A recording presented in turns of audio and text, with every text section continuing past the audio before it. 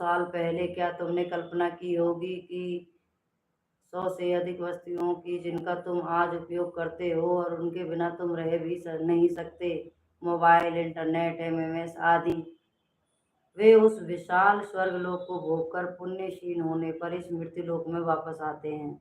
इस प्रकार तीनों वेदों में कहे गए विधि अनुसार स्वर्ग का आनंद हेतु साधक के प्रति समर्पित निहित स्वार्थ वाले पुरुष जो सांसारिक भोगों की कामना करते हैं, वे इस मृत्युलोक में सदा आवागमन बार बार आते जाते रहते हैं। निहित स्वार्थ से किए गए कर्म हमें पुनर्जन्म वापस लाते हैं। इनका अर्थ है महान इंद्र को भी पुनर्जन्म लेना पड़ता है। जब हम इच्छाओं के साथ अनुष्ठान करते हैं, हम इन श्लोकों को भूल जाते हैं और कल्पना करते हैं कि हमने एक महान आध्यात्मिक कार्य किया है। तत्काल कामनाओं को मांगने में कोई बुराई नहीं, परंतु अपने ही साक्षी बनो कि तुम कैसे इच्छाओं के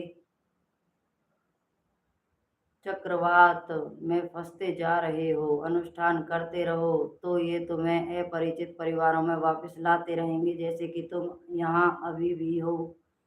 वे भक्त जो अनन्य भाव से मेरा चिंतन करते हुए मेरी उपासना करते हैं, जो मुझसे सदा जुड़े हुए हैं, मैं उनकी पूर्णतः सुरक्षा करता हूँ और उनकी आवश्यकताओं को स्वयं पूरा करता हूँ। कोई एक बार मेरी तरफ आए तो सही।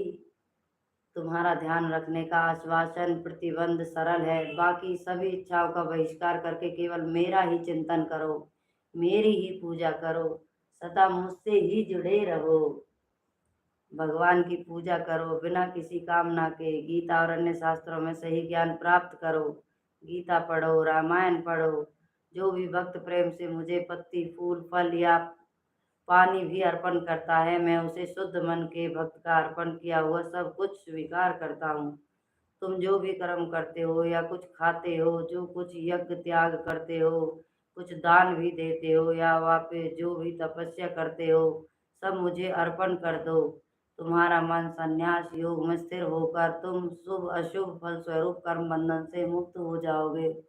उनसे विमुक्त होकर तुम मुझे प्राप्त हो जाओगे। मैं सभी में समान रूप से स्थित हूँ। न कोई मुझे प्रिय है न अप्रिय, परंतु जो मुझे भक्ति पूर्वक पूजते हैं और मुझ में ही है, मैं उनमें प्रकट होता हूँ।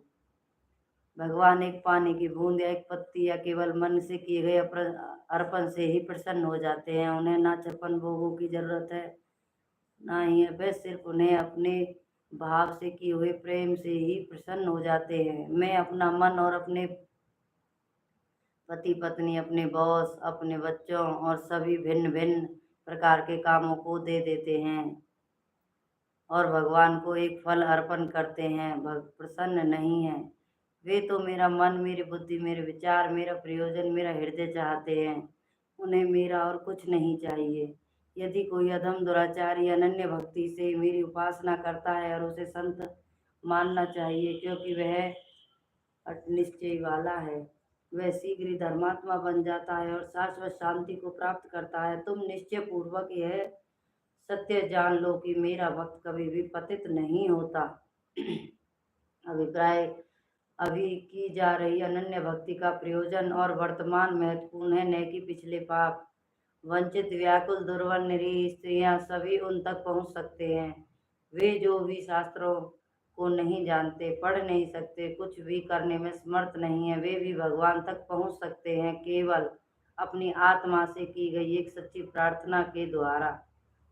मुझ में मन स्थिर करो, मुझे मेरे भक्त बनो, मेरी उपासना करो, मुझे नमस्कार करो। इस प्रकार स्वयं को मुझसे जोड़कर, मुझ पर पूरी तरह से निर्भर होकर तुम मुझ पर पहुंच जाओगे।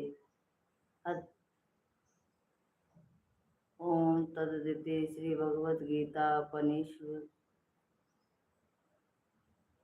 ब्रह्म विद्यायां योग शास्त्रे श्री कृष्णाय अर्जुन संवादे राजविद्याया राजगुह्यते योगो नाम नमोऽध्याय। मन बुद्धि निर्भरता प्रभु से संपूर्ण पहचान, उपासना और अभिवादन और भक्ति से की जा सकती है। जय श्री कृष्णा। राधे राधे। राधे राधे। राधे राधे। कीरत ले तुम